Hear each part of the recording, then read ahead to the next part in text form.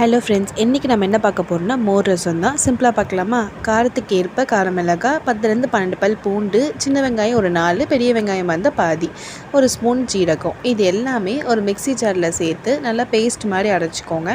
அதுக்கு நம்ம 1 டம்ளர் தண்ணி விட்டுக்கலாம். இதுதான் நம்ம மோர் ரசத்தோடைய ஃபவுண்டேஷனே. இப்போது நம்ம மோருக்கு ஒரு ஃபேஷியல் பண்ணலாமா? அதாங்க மஞ்சத்தூள், கறிவேப்பிலை, தேவையான அளவுக்கு உப்பு, இது எல்லாத்தையும் போட்டு நல்லா மிக்ஸ் பண்ணிக்கோங்க. இப்போ இதை ஒரு வானலில் நம்ம ஷிஃப்ட் பண்ணிக்கலாம்.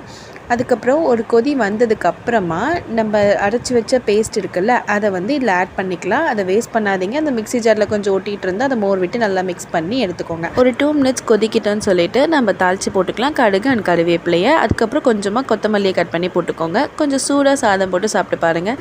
உனை இன்றி வேறொரு நினைவில்லை, இனி இந்த ஊனுயிரினதில்லை, அப்படி இருக்குங்க. டடா பாய்.